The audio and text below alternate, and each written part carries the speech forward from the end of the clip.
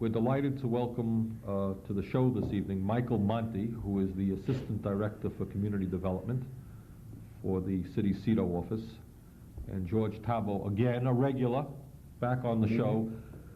As a result of popular demand, thousands of people writing in, they're tired of seeing me, they want George, so we brought George back. There is, as I think people may be aware, as usual, there's just an enormous amount of activity taking place in the city of Burlington. The agenda is full. We're all going slightly nuts here. And I wanted Michael and George to help me review many of the issues that we're currently dealing with. Michael, let's start with you, and I know your office is very, very busy, but before we get to some of the things that are going on within the CEDO office, let me just mention to people that within the very near future we'll be seeing a lot of activity on our streets and sidewalks. The annual street and sidewalk repaving program is about to begin. In fact, the city is in the process of signing contracts. We'll be spending approximately $1 million this year to repave streets and sidewalks to improve handicapped accessibility, and that program is going well under the direction of the Public Works people, and we'll have them on in the near future to review with you that issue. Michael, in terms of economic development, one of the issues that the Board of Aldermen has been discussing, that I know that you have been working a lot on, is our relationship with the Navy in terms of the Navy Reserve Center at the foot of College Street. Can you review with the viewers what our goals are there and where we are in that process? Well, 5 years ago, when the Community and Economic Development Office was first started, we made contact with the Navy for the potential of asking them to move to another site somewhere in Chittenden County. And some people think that that's sort of maybe a big mistake, but in truth, that the Navy Reserve doesn't use the waterfront at all. They use it every 3 weeks, and they have classrooms there, so they don't really have a use for the waterfront. And they recognized at the very beginning that there was a good reason for them to move, that that particular piece of land and that particular building was a prime waterfront site. It was a key site, that the kinds of uses that the public could enjoy down there were exciting, and that in fact having a building of that kind, which is a security building because it is a military installation, a 6-foot-high fence with barbed wire, was something that really didn't belong on a public waterfront, where we wanted to have as many people enjoying the water's edge as possible. Over the last 6 months, we've definitely sat down and said, well, we're going to decide this and make a final decision on what to do with this particular piece of land. And over the last couple of weeks, we've come forward with terms and conditions for essentially the moving out of the Naval Reserve facility from that site to some other location for the city to take control over that site. And those terms and conditions have come before the Board of Aldermen and yourself for consideration. Okay, essentially, I think most people know that we have been working very hard to try to create a waterfront in downtown Burlington that can be enjoyed by all of our people. We're making real progress. The bike path should be completed this construction season. We've acquired more parkland, and the community boathouse that we'll talk about briefly also hopefully will be completed on July 4th. The building right next to the area where the community boathouse is going to be is the Naval Reserve Center. And the point that we have been making for a number of years, and as Mike just indicated, is that would be an extraordinary piece of property for public use. And of course now, with the Navy controlling it, it is not for public use. What we have negotiated, and Michael and Peter Clavel have been active in that, is an agreement with the Navy that if, in fact, we can replace that building with as good or better facility, the Navy would be prepared to give us, the city, the present spot. We would move them to a new building. And the beauty of the agreement that we're trying to structure is that it would not cost taxpayers any money at all, because utilizing the Naval Reserve building in a public way, we could rent out some of that space, derive an income which could pay off the bond that we would have to float to build the new structure for the Navy. So it's a win-win situation. The Navy will get something that will probably be better for them than what they presently have, which is in need of some significant rehab money. The city would get perhaps the most important piece of waterfront property that we have been looking for a long time, use it for public use in a way not yet determined. I know there have been a lot of ideas that have been floated about museums, restaurants, but certainly public activities, ways that the people can come into that property. And the beauty of that, again, is that it adjoins where the community boathouse is going to be. So I'd like people to picture the waterfront around College Street and see the community boathouse, where you're going to have all kinds of year-round activity, boating, ice skating in the wintertime, a major focal point for people to enjoy 12 months a year, and adjoining it, the Naval Reserve area, which would also be a public facility. So I think this is a significant step forward in accomplishing our goal of creating a people-oriented waterfront. I want to congratulate you and your colleagues in CEDO for the breakthrough. Real exciting. Yeah, we're not finished with it by any means. Still a lot of work that has to be done, but we're making some progress, and I think we'll see a lot of support for that on the Board of Aldermen. Mike, what else is going on in CEDO that you might want to... Well, the community boathouse is going great guns. The construction is beginning, and all of the contractors are very excited about the work and doing the work, and the vendors are all pretty much online, and we expect to be open July 2nd for some tours of the boathouse facility itself, which is, if people don't know, it's on a 30 by 120-foot barge. It's a two-story building, a beautifully designed building, a public building. And inside the building there will be a variety of uses and a lot of public space, including a small snack facility or a restaurant, the renting of boats and canoes and small sailboats, the renting of larger sailboats and bicycles, and during the wintertime, scuba diving rentals and lessons, and during the wintertime a whole range of other activities, which we'll begin to work on as soon as we get the summer going. But some of those are ice skating and cross-country skiing and maybe even ice boat sailing. So it's a very exciting program, and with the College Street renovations and a new pier, a 5,000 square foot pier at the edge of College Street, it's going to be a very exciting facility. And July 4th is our target date for the programs to be starting, and hopefully that Monday, which will be the end of the July 4th weekend, people can come down and rent a canoe or rent a rowboat and enjoy the lake. Okay, and I hope most people know about that project, because I think of all of the waterfront projects so far, that is the most exciting. And as Mike indicated, what it will mean is the 12 months a year that community boathouse will be a center of activity. In the summertime, we'll be renting out all kinds of boats. In the wintertime, we'll have, through the bike path, cross-country skiing, there'll be ice skating, ice fishing. And it's going to be, I think, the most significant development in terms of bringing people down to our waterfront. And what we intend to do is throughout the summer, starting in early July, July 4th, is have a variety of activities which will just bring people down to the waterfront and allow them to enjoy that area. So we think we're making some real progress in creating the kind of waterfront that the people of the city of Burlington want. A lot more work has to be done, but I think the construction and the opening of the community boathouse is a very significant breakthrough and a major step forward. And accompanying that, if we can make the successful deal with the Navy in terms of that Naval Reserve Center, we'll have really taken a giant step forward. One thing that you mentioned earlier was that the bike path should be open by June 1st. And this is the so-called missing link of the bike path between the Lakeside Avenue and Perkins Pier, the barge canal area. And I've been on there quite a few times over the winter. Construction's about 80% complete, and it's going to be open. And it really is going to be one of the most spectacular sections of the bike path. It's just quite beautiful, and look forward to a grand opening of that in early June, and it's going well. Okay, while we're discussing the waterfront, there's an issue I know that everybody in Burlington is familiar with, most people in our county are familiar with, and that is the pollution problem with Lake Champlain. As I hope most people understand, we have negotiated with the community administration a major sewer improvement project which would require a $13 million program from the city of Burlington. We would put in $13 million. State of Vermont would put in $13 million. There would be a $26 million zero-interest loan program, $52 million project, which is the largest environmental project in the history of the state of Vermont. It is going through the legislature. It's gone through the House committees.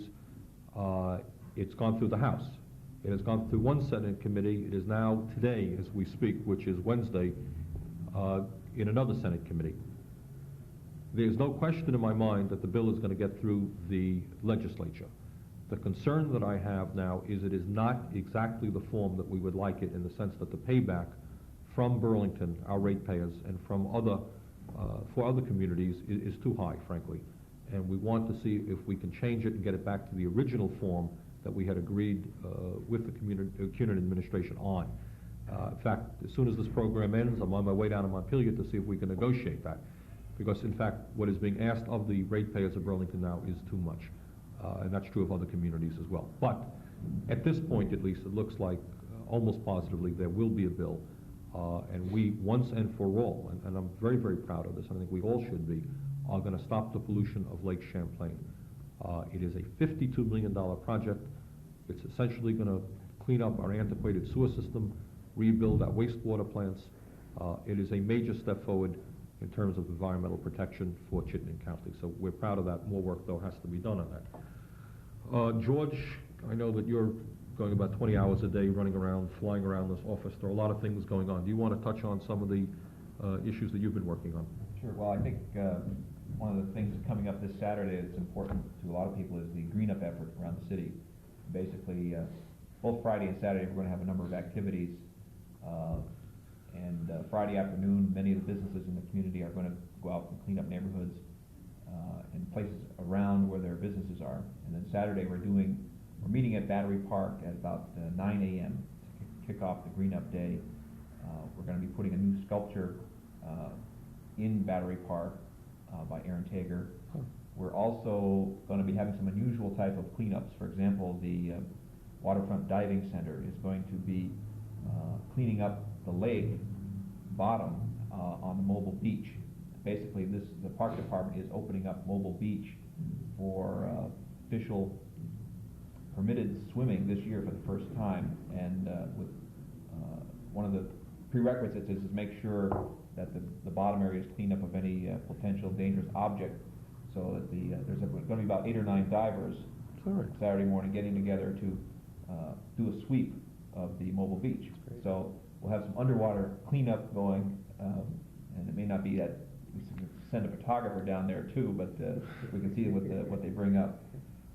Anybody interested in that can come to Battery Park Saturday morning at 9 o'clock, or call the mayor's office and we can direct you to another location. Okay, while we're talking about cleaning up, I just talked the other day with the Public Works Department. This year, I think the residents of Burlington will see a major improvement in street sweeping. Okay, for many, many years, the sweeping situation in the city was pretty poor. Since we have created the Public Works Department, we have seen an improvement. Also, they have some new trucks, new equipment to do the job better. What the head of the department promises me is that he thinks we can get out as often as 10 times a year to clean the streets, sweep the streets in the city of Burlington, which is a gigantic step forward. The problem that we are having is that despite signs which are posted on streets which say no parking, street sweeping, people are still parking. So we would very much appreciate people paying attention to the signs. Please move your cars when there are signs there, park them on the other side of the street or whatever, because we are trying to make a real effort to keep the city clean. You know, we see this, especially, spring comes, if spring is ever going to come, but with the snow gone at least, there's a lot of crap all over the city that we would like to try to get rid of, but we need the cooperation of the people, and we're making a real effort. Okay, George, what else is on your... Additionally, in terms of sprucing up the city, we're going to be doing another flower planting day on Saturday, May 28th. And we're going to be working a lot about most of the parks and some other public sites around the city, Perkins Pier, City Hall Park, out on North Avenue where we were out last year. And we have, interestingly, the City Hall Park design is going to be rather unusual. It's going to be done by a couple of groups in the community. One, the Beyond War organization. Oh, great. And also they're going to be working in conjunction with people at the way station. So part of the responsibility of the way station and people that are living there will be to share in the maintenance and planting of the flowers at City Hall Park and be able to do something productive, for the community. So that should be very interesting too. That flower planting is going to be on Saturday, May 28th. Again, we can appreciate anybody who likes to plant flowers. We're going to have probably 7,000 to 10,000 plants to Fantastic. get into the ground around the city on that day. That's great. And, okay, what else do you have on your, Well, talking about the boathouse, we're looking forward to a big July 4th weekend celebration, and some of the planning for that is going into place. Starting Thursday night with Battery Park on June 30th, and continuing for each day up until Monday, July 4th, there's going to be a number of activities that the city is going to be involved in, musical activities, chicken barbecues, this type of thing. Those things are falling into place. With the fireworks slated as traditionally on Sunday, July 3rd, the night before July 4th. So we're doing some work on that. this should be then a really special July 4th celebration, because not only are we celebrating July 4th, but we're celebrating the opening of the community boathouse. So the word will get out to people, but put that on your calendar, please, because I think you're going to see a lot of fun activities down in the waterfront. Let me just go over, we had, again, this is Wednesday that we're recording this program. Monday night there was an interesting meeting of the Board of Aldermen. A number of issues came up and were dealt with. There was a resolution unanimously passed by the Board of Aldermen. I don't remember exactly the wording of it, it was changed around a little bit, but essentially in support of the activities of students and faculty at the University of Vermont who had staged a sit-in demonstration at President Coor's office because of the lack of minority representation on the campus. Essentially, what the students and faculty had picked up on is that for literally 20 years, the university has said and acknowledged that the type of minority representation on that campus, both in terms of faculty and students, was not what it should be. They have acknowledged that, and yet very little has happened after 20 years of discussion. The students, in my view, and the faculty handled themselves with a lot of dignity. I think the issues that they raised were the right issues, and I congratulate Dr. Coor for not running away from the issue, from sitting down, spending long periods of time negotiating with the students. It appears that the agreement reached is something that both parties feel good about. I think it'll make for a better university and, in fact, for a better community. We are a multiracial nation. We are a multiracial world. And that's something not only that we should not try to avoid, it's something that we should embrace and recognize. So I congratulate the university for making, I think, a significant step forward in that direction. The board passed a resolution applauding the students and faculty. The board also passed a resolution expressing strong concern about what is called, quote-unquote, gay bashing up at the university. There was an incident, a very ugly incident, in which people in the gay community were, just treated very vulgarly, is all I can say.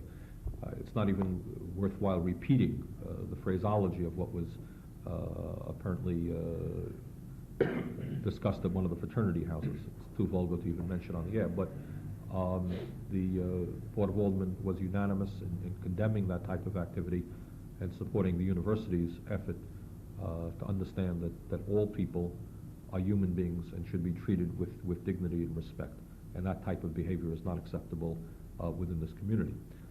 Then later on in the evening, in terms of dealing with liquor licenses, which is something the board deals with on a regular basis, rather spontaneously, I should say, although it had been something that had been discussed for a number of years, the question of a liquor license for the Ethan Allen Club was discussed.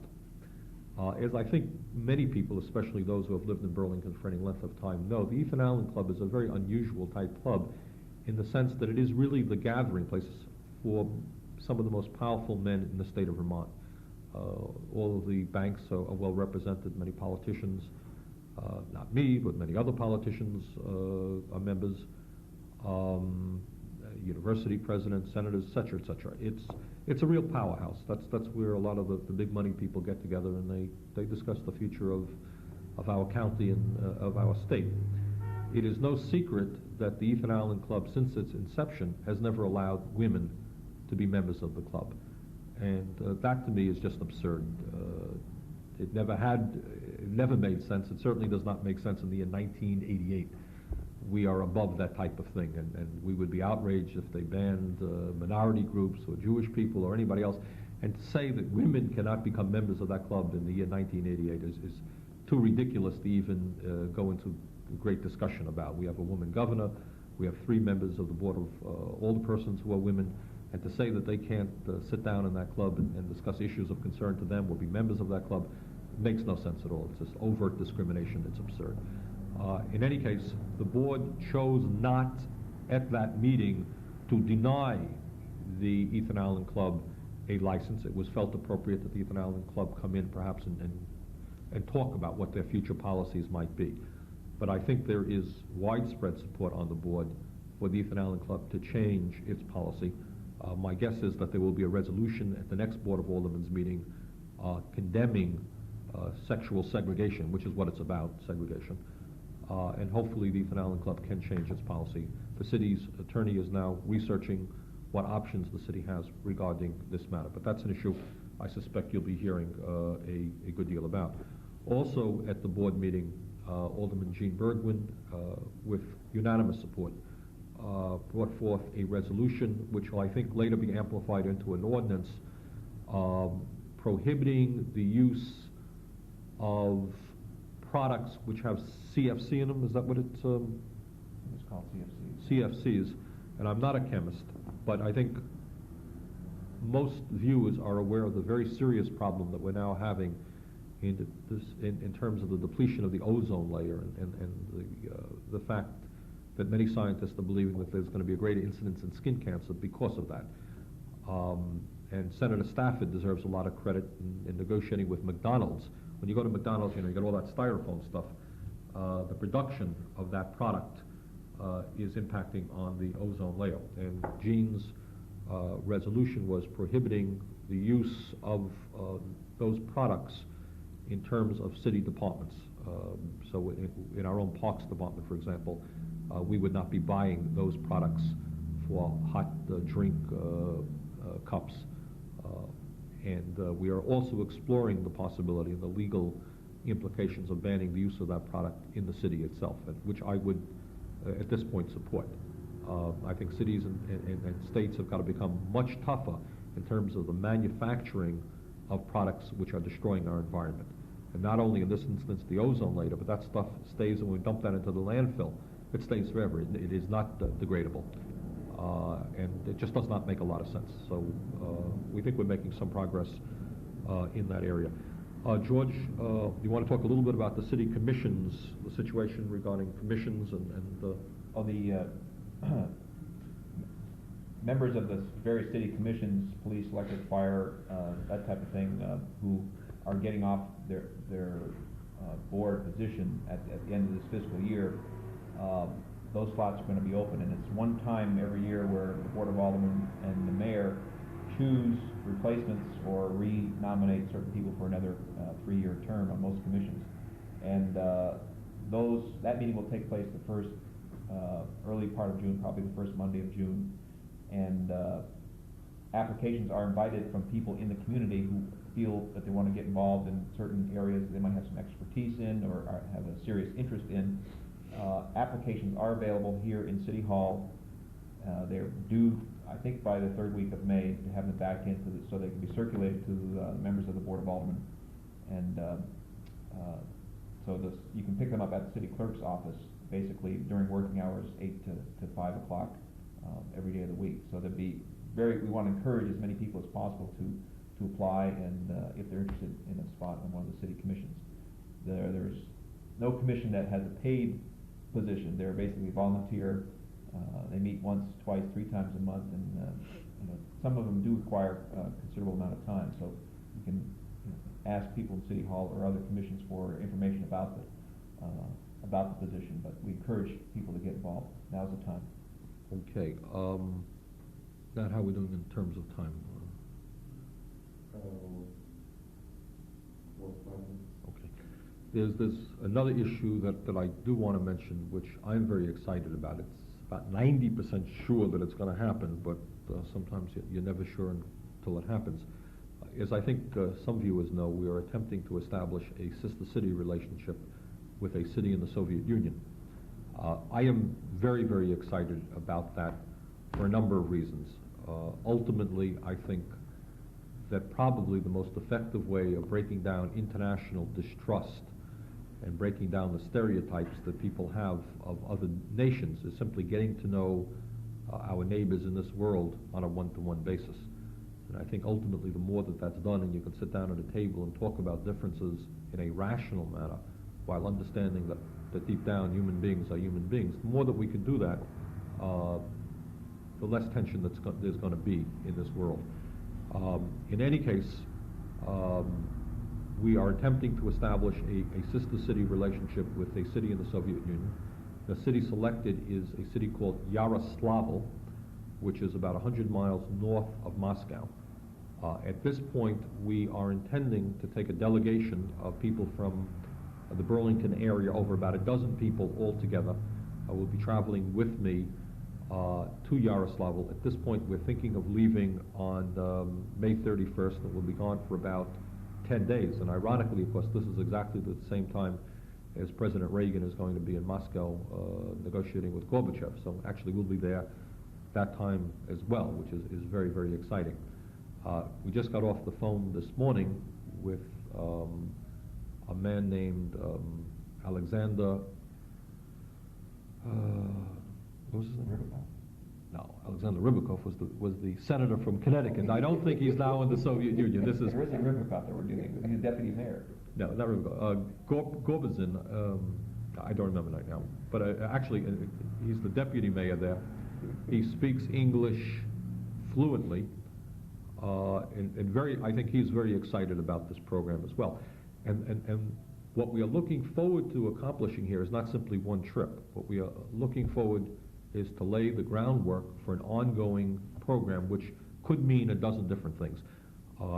On this trip, we'll be taking a physician who is interested in healthcare facilities in the Soviet Union. We're taking a business person, as well as that's Peter Clavel, the head of our CEDO office, who's interested in the possibility of improving trade relations with the Soviet Union. We're taking the head of our youth office, Jane Driscoll, who at that time, among other things, will be my wife, and a woman who's Beth Phillips, who is a librarian from our library, the Fletcher Free Library, who are interested in youth activities in the Soviet Union. And what I hope to see out of this is an ongoing program in which will benefit both that community in the Soviet Union and the city of Burlington. But the people who are interested in that should give us a ring. It's hopefully will be ongoing, going into years to come, and I see that as something of great excitement and importance for our community. Okay, George, do you have some? No, that's it. That's it. That's not it. You know that there are a dozen other things. It's been an extremely, extremely busy time. We are concerned about a number of the issues taking place in the legislature. We don't have time now to get into the growth bill, some of which we are excited about and see as a positive step forward. Some of it we have real concerns about, specifically at this point the statewide property tax, which we are not supporting here in the city, nor is the League of Cities and Towns. Michael, do you have any? There should be more and exciting changes on the waterfront as we proceed over the summer and look for the various improvements paid for by the $2.9 million waterfront bond. They're happening in every city park on the waterfront, and it's going to be an exciting summer. Okay, so from a very busy City Hall, I thank George Thabault for joining me, Mike Monte, and we'll be chatting with you again shortly. Thank you very much.